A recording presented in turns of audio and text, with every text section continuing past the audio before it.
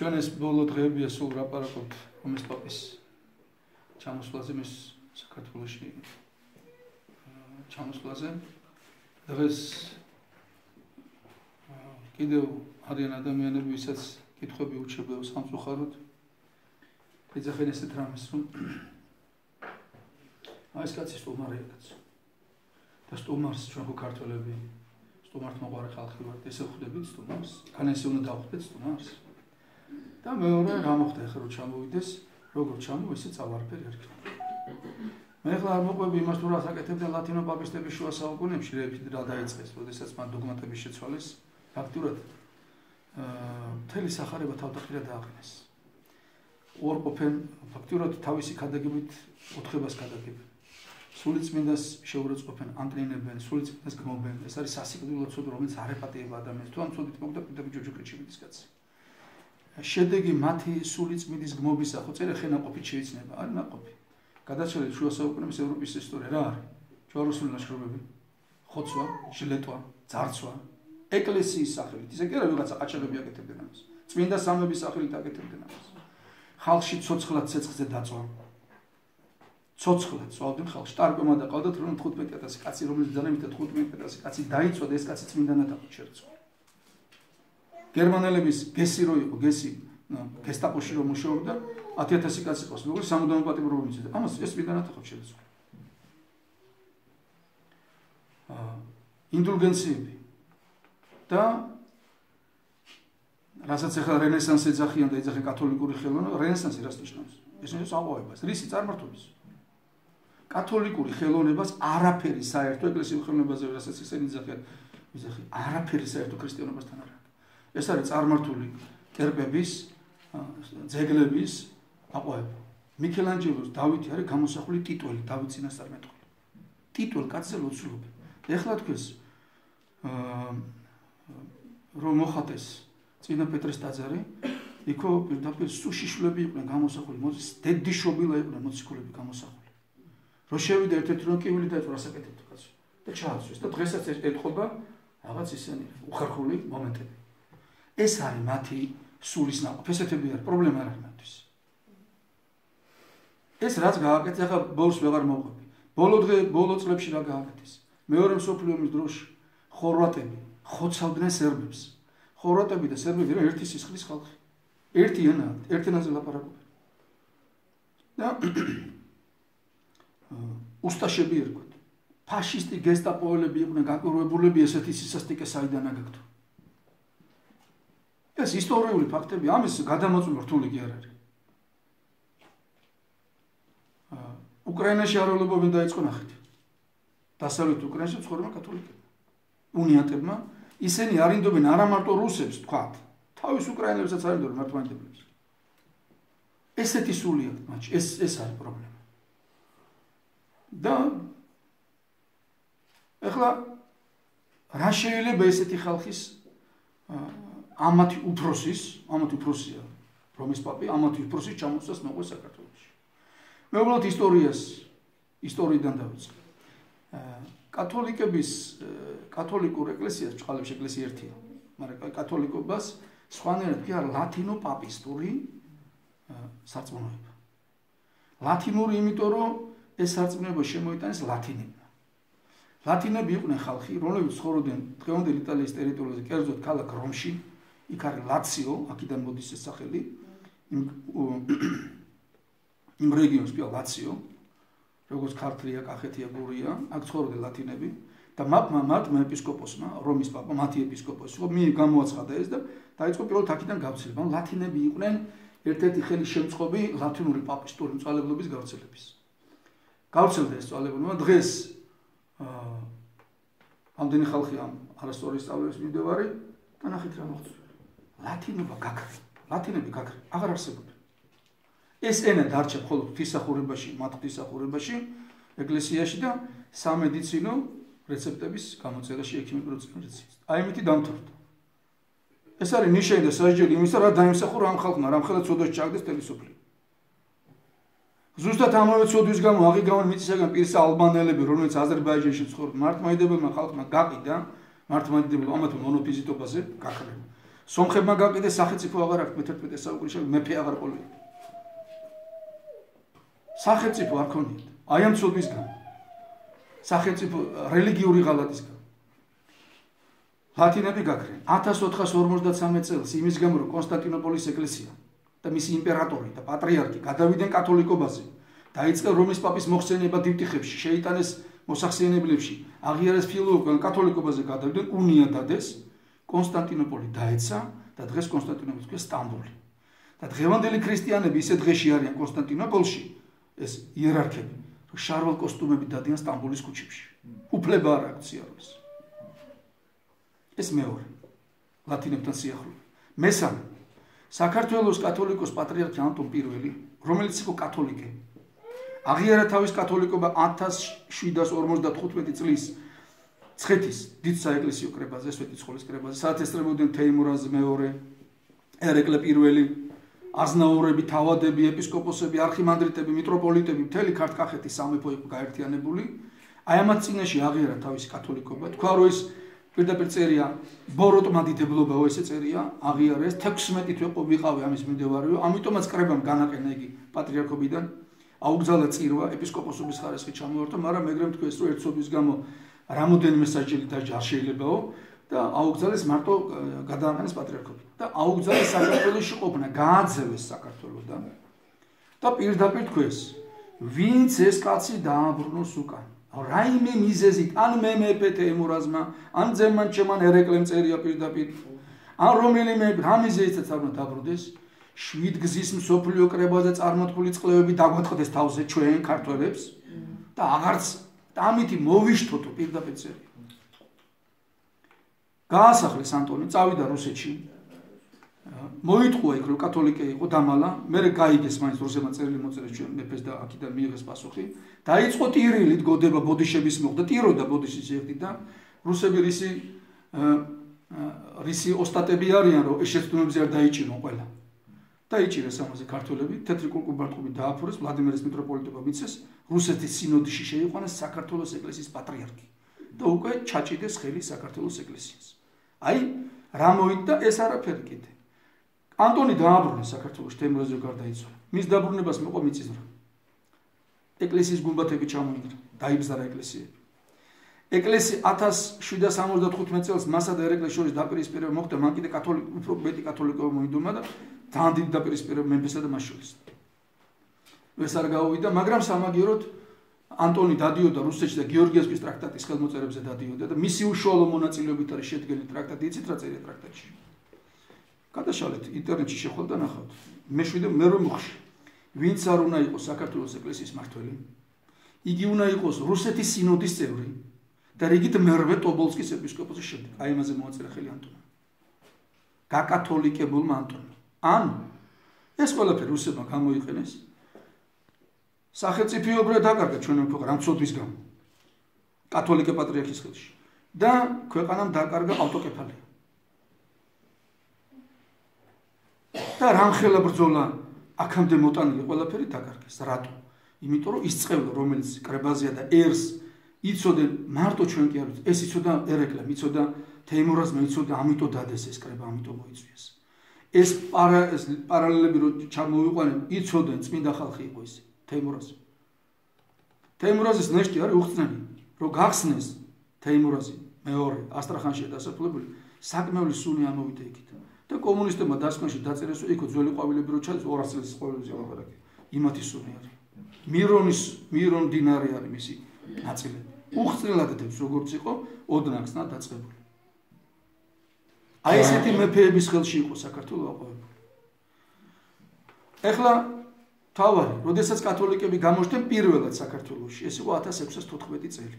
ეს ყველაფერი დაწვრილებით უწერია ილია ტაბაღოვას. მისი წიგნია კათოლიკე მისიონერების წერილები რომის არქივში პირდაპირ წერია.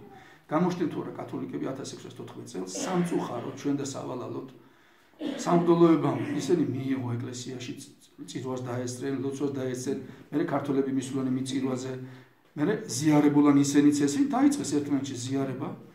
აი ამ პერიოდში ღვთისრისხვა დაატყდა საქართველოს და სხვა სიტყვა არ მოიძებნება ამას. შახაბასი გამოჩნდა თავისი ურდოებით და მთელი აღმოსავლეთ საქართველო გაანადგურა. 1614 წლიდან იწყება ეს ყველაფერი. კათოლიკების გამოჩენას მოყვება ეს ყველაფერი და ქართველების მიერ მათი გუნდრუკის კლებას. ჩამოდიოდა იოანე პავლე მეორე. იძახოდა, ეხლა ამ პაპზეც იძახიან. ესეთი კეთილია, მშვიდობის ტრედია, იოანე პავლეზე იძახდა, მშვიდობის ტრედია, გონი ნობელის პრემია ქონდა მშვიდობის დარგში მიცემ რაღაც. მშვიდობას მოიტანს, აფხაზეთს დავიბრუნებთ, სამაჩაბლოს დავიბრუნებთ 2000 წელში. ჩამოვიდა. მეუბნებოდით არ შეიძლება ამის გაკეთება. ჩამოვიდა ეს კაცი. 3 წელში მოხდა გადატრიალება 4 წელში მოვიდა სააკაშვილი თავისი რეჟიმით, რომელმაც 37 წელის გადააჭარბა. ხო უყურებთ ტელევიზორში ფილმი. ეს მართლა ეს ხდებოდა. გესმით, აი ეს ხდებოდა. ესეთი რისხვა დაატყდა ქვეყანას ამ კაცის სახით. ეს კიდე არაფერი დავკარგეთ ცხინვალი, დავკარგეთ სოხუმი. ისე დავკარგეთ, რომ ამას როგორ დავიბრუნებთ აღარ ვიცი. დღეს ლაპარაკობენ, იგივე სიტყვებს ლაპარაკობენ. ეს კაცი ძალიან თურმე ისეთი კაკეთილი ყოფილა, ისეთი მშვიდი, ისეთი წყნარი. კაცი არ ფსიქიურად დაამტყობი. იძახის, რომ უცხო პლანეტელებს ველაპარაკება. კაცი არის ალბათ სულიერად. კაცი ელაპარაკება დემონებს. მართლმადიდებლური სწავლებით უცხო პლანეტელები არიან ბოროტი სულები, რომლებიც თავს ასაღებენ, ვითომ დედამიწას გადაარჩენენ, ანუ ქრისტეს ფუნქციების დაკავება უნდათ ბოროტი უცხო პლანეტელების. აი მათ ელაპარაკება. ეს კაცი იძახის, უნდა მოუნათლოა წარმოიდგინე. ამგა სერიოზული მკურნალობა უნდა. და თვითონვე თქვა ნეროზინო, მის ინტერვიუებიდან მე დანევროზებული ვარ. ეხლა იძახიან, რომ ეს კაცი ჩამოდის სტუმრად. აი როგორ სტუმარი დგენ ნახავთ თქვენ. როგორც გამარჯვებული ლომი ესეები საქართველოს ქუჩებში, თბილისის ქუჩებში. და მეორეს ერთი ეხლა ჩამოვიდა და იძახის, რომ ესე იგი, ჯერ ჩვენ ვეუბნები მისიონერული ვიზიტია, ოფიციალური მისიის არის მისიონერული ვიზიტი. მისიონერობა რას ნიშნავს? საკადაგებლად დარჩენს. სოფლიო თანამედროვე საერთაშორისო კანონებით აკრძალულია ქადაგებით ერთი საწმუნდად მეორეზე გადაყვანა კაცს, ანუ პროზელიტეს ვიკვი ამას. ეს არის აკრძალული. ეს კაცი პირდაპირ ძახს, ამიტომ მოვდივა. ჯერ ესეთი სადმოდი საკადაგებლად 2000 წლის მართლმადიდებლობის მოციქულებმა იქადაგეს ჩვენთან, 3 მოციქულმა აქ იქადაგეს. რა უნდა გვასწავლოს? თუ რამის სწავლება უნდა, ჯერ ჩვენ შეურაცხყოფა, მაგრამ რა უნდა გვასწავლოს? თუ რამის ქადაგება უნდა წავიდეს და სირიაში და ერაყში იქადაგოს. მაგრამ ნახეთ რა ეუბნება თავის განცხადებაში ასეულს სირიელ ქრისტიანებს მიმართ. ჩემო ძმებო ეუბნება, მე ხო მანდ ვერ ჩამოვდივარ. ამიტომ თქვენ ჩამოგიწვევთო საქართველოში და მოიწვია ერაყიდან მათი უნიატების პატრიარქი და იწყებს თბილისში მთელი ცენტრი გახადა რა. თუ მოწვევა უნდა, რომში რატო არ იწვევს? თუ ესეთი დიდწილოვანი კაცია და ქადაგება წავიდეს იქად, მოკლა. ქრისტიანობისთვის თუ მოკლეს, ახლა პაპირა. მაგრამ იქ არ ჩავა. აი, რომში რატო არ მიეწვია? რა, ცოტალტოლვილები არიან იმაში, ევროპაში, რა ხდება, ხო ხედავთ? სომხეთში იყო ჩასული. რატო არ მიეწვია სასომხეთში?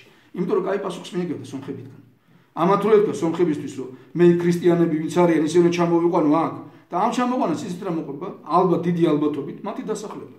და ეთქვის, რომ ჩვენებს თქვენ ნახეთ, ვერაფერი ვერ გააკეთეთ, მე ჩამოვედი ევროპიდან, მე უფრო დავიბარე ეს ხალხი, ამათ მშვიდობა უნდა უკადავო და დახმარება ჭირდება ამ ხალხს.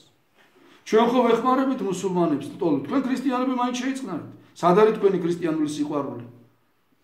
და ჩვენ ალბათ ჩაგვაყენებენ იმ პირობებში ეს ხალხი და მივიღო და დავასახლოთ. ამას ეს ვერ გაბედა ერევანში, ამას ვერ გაბედა ბაქოში, ეს გაბედა მარტო საქართველოში. აი ეს არის სტუმრად მოსული კაცის მოქმედებას გავს. ეს არის უფროსი. თვითონ წვეთავს რა უნდა გააკეთოს აქ რა. ამიტომაც ვაკეში სტადიონზე კიდე მესი ჩატარება.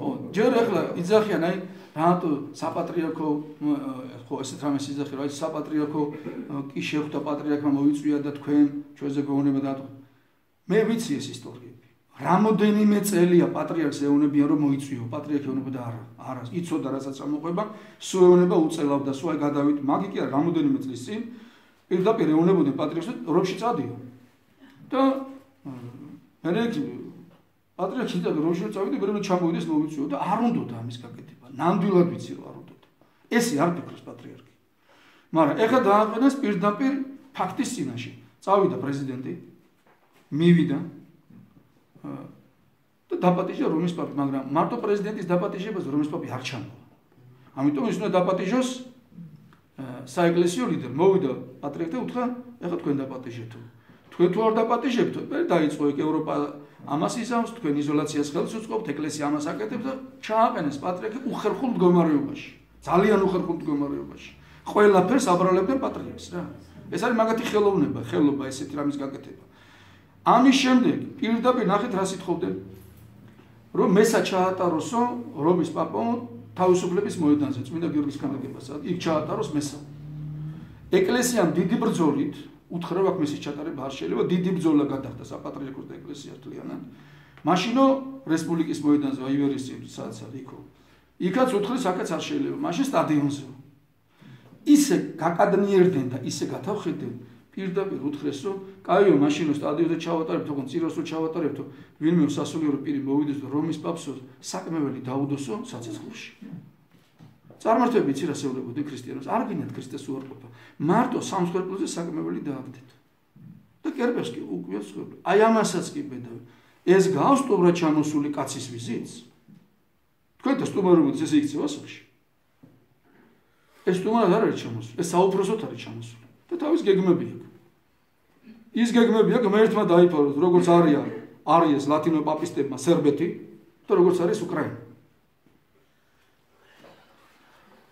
ღმერთმა დაიფაროს, მე ძალიან შინაგანი ესეთი მეშინი. თუ რომის მაგალითს მოდის ისტორია, რასაც ახლა უსმენ. თუ ვინმე იტყვის, რომ ესე მოდიან სტუმრები, მარაქალა მას პიძლობას. მე სტუმარი ესეთი არ გამიგია. სტუმრობა თუ უნდა კი ბატონო ჩამოვიდეს, მივიდეს თავისთან, იმაში რა ქვია. თავის ტაძარში, მეტი მაინც არ არის, სუროში კი ტაძარს ვერ გავხსნით. ეხლა ჩამოიყვანეს ასომხეთიდან ავტობუსებით, ყველაფერს ჩამოიყვანოს, როგორმე სტადიონი გავხსნით. მე მინდა ჩემ ქართველებს, ჩემ ძმებს, მართლმადიდებლებს უთხრა, მის მესაზე დასწრება არ შეიძლება.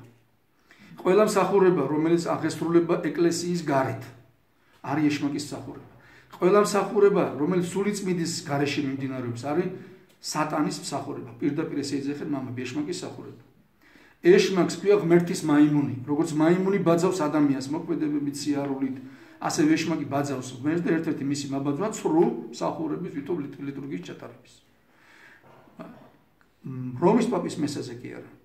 განხეთქილებაში მყოფი მართლმადიდებლების მსახურებაზე არ შეიძლება დასწრება. ეკლესიის წევრები იქ სულიწმინდა არ არის. იმათანაც კი არ შეიძლება დასწრება. არათუ რომის პაპის მესაზე მისვლა. ეს არის პირდაპირ ბოროტის მსახურება. ამიტომ ვინც ეხლა შეიძლება სამსახურებში დაავალო, მე გავიგე ვიღაცებს ეუბნები სამსახურებში უთხრეთ, თქვენ არ უნდა მიხვიდეთ, არ უნდა მივიდნენ. პირდაპირ უნდა თქვან არ მივალთ, ხო შეიძლება თქვა რომ არ მივალთ, კაცო, ეს არის ბრძოლა პირდაპირ. უკვე სარწმუნოება შეეხება. ხო და ამიტომ მე ვფიქრობ, რომ არ უნდა შვილები არ უნდა გაუშვან მშობლები, პატარა ბავშვი თუ დააპრეს სკოლიდან არ უნდა წავიდნენ. თუ ეს მოგვიტრიალება საჭიროდ. და თუ ვინმეს კიდე ფიქრობს რომ ეს არ იქნება. ეხლაც მოვყევ ისტორიის გავლით თვალე და რო გაყვეთ ისტორიას, უფრო მეტი ისენია სერბეთის ისტორიიდან, ბულგარეთის ისტორიიდან, საბერძნეთის ისტორიიდან, ყველა დაახლოება ლათინო პაპისტებთან ლიტურგიული და ესეთი რაღაცა კურკული კატასტროფით თავდებოდა. ვერთო ჩვენი პატრიარქი დავლოცის თვა დაიფაროს, ღმერთმა ძალები მიცეს უწმინდეს რომ თავისი სიბრდნით განაგოს ყველაფერი და როგორც იცის ხოლმე აი ესე ყველაფერი ქრისტიანულად და ჩვენთვის და ვილოცოთ გვესთხოვოთ ვერთო ჩვენი პატრიარქი დაიფაროს. და ყველა პასუხს აგეს ვინც ესე დღეში ჩააყენა პატრიარქი. მე ვიცი რომ ბევრ თავრობაში არ უდოდა მისი მოსვლა, ნამდვილად არ უდოდათ. ვიცი რომ თავრობაში ძალოვანად არ უნდათ. პრეზიდენტი იყო დამოკიდებული და მან გადაწყვიტა ეს ყველაფერი ბოლო. ის ამაზე აუცილებლად მოეკითხება პასუხი. წინა არ მინდოდა ამის თქმა სულ უთხილდებოდი, წინა პაპი დაბაჭდა ჟვანე. ჩავიდა, დაუჩუქა და ბარძიმი აჩუქა. აი ესე თავდება მატრაკვეცა და ხელისუფლების რო არ ეკითხებიან, ისე რო აკეთებენ ეკლესიას, ყველაფერი. ღმერთმა ამას უშოროს და შეინანოს იქნებ სკოლაზე მოვიდეს, მაგრამ ეს ფაქტია რაც გითხრათ. ეს კიდე ერთი ფაქტია, რითი თავდება ეს ყველაფერი. დედა ღვთისმშობელი ამას არ დაუშვებს, რომის პაპმა კი უპროსოს. და რო არ დაუშვას, ჩვენ უნდა გავაკეთოთ ეს, რო არ დაუშვას. გავაკეთოთ და ჩვენ ქვებისროლეს არ ვაპირებთ, იძახია რომ არც არავითარ რადიკალურ მოქმედებას არ აპირებთ. ჩვენ გვაქვს ეკლესიურად უფლება გამოხატო და ვთქვათ რომ ეს კაცი წვალებელი და მაშინ გრიგოლი პალამაგარი რას აკეთებდა? მარკოს ეფესელი რას აკეთებდა? ბასილი დიდი რას აკეთებდა? იოანე გრიპი რას აკეთებდა? წმინდა ნიკოლოზმა კვერთხი გადაატრია არაერს. სპირიდონი რას აკეთებდა? ეს არის ეკლესიის ცხოვრების წესი. ეკლესიაში რო იზახიან მამები შავი ჯიპებით დადიან მღვდლები, შავი ჯიპებით კი და მღვდლების ის არის აი ეს დაცვა სარწმუნოების. და ღმერთმა დაიფოროს თუ საჭირო იქნება შეიძლება ამის მოკლან და ხოცავდნენ ამის გამო ჩვენ არ ხოცავდნენ. ეს იყო ეკლესია, ეკლესიის ვალი. ჩვენ ღმერთს ხოვთ რომ ყველაფერი მშვიდობიანად დამთავრდეს, ჩვენ ვაპირებთ დადგომას ტრანსპარანტებით. სადაც ეწერება რომ ეს კაცი არის პროზელიტი, ეს კაცი არის არქი ერეტიკოსი ან უფროსი ერეტიკოსებს შორის და რომ ეს კაცი არაკანონიერ მოქმედებას აპირებს საქართველოს, რაც ცუდი იქნება ქვეყნისთვის. არა გვაქვს ამის უფლება აქვს. ერის ხალხსაც აქვს ეროვნულ ამის გამოხატვის უფლება, თუ არ დაარღვევენ წესს, რა თქმა უნდა, ჩვენ ვაპირებთ დღეს პოლიცია გაფრთხილებულია, დაგვიდგება ჩვენ გარშემო პოლიცია დადგება, რომ ვინმე პროვოკაცია არ მოგიწყოს. მათიანი არ შემოვიდეს და რაღაცები არ დაიწყოს თვითონ. პოლიცია იქნება პატრული ჩვენ ვიქნებით შუაში, მაგრამ ამას გამოვხატავ. დავხვდებით ტრაცაზე, სადაც უნდა ჩაიღოს ამ ესკორტმა რომის პაპის. დავხვდებით ყველგან, სადაც ისინი აპირებენ სვეტი ცხოველთანაც და ყველგან, სადაც მიგვიშვენ, იქამდე არ მიგვიშვენ. ნუ მიგვიშვენ, გზაზე ხო დავდგებით. ყველგან დავდგებით. და ყველაზე მთავარია, გაიგებს მსოფლიო, რომ საქართველოში მართლმადიდებლები არიან, ვისაც უყვარს ღმერთი და უნდა რჯული. და მე ვფიქრობ კიდევ ერთხელ ესე დღეში ჩაყენება ეკლესიის და პატრიარქის არავის ღმერთი ამას არ მოგკითხოს პასუხს. ღმერთმა ჩვენი პატრიარქი დალოცოს, ჩვენი სინოდი დალოცოს, ღმერთი შეეწიოს ჩვენ ეპისკოპოსებს ძალიან ძიმე დღეები აქვს, მაგრამ ღმერთმა უშუალოდ და მათი შემხედვარე სწორად მოგცემლიყო და ჩვენ სწორად მოიქცევით მათი შემხედვარე. ღმერთმა შეგვიწყალოს და მშვიდობიანად დაგვიფაროს. გაკურთხოთ უფრო.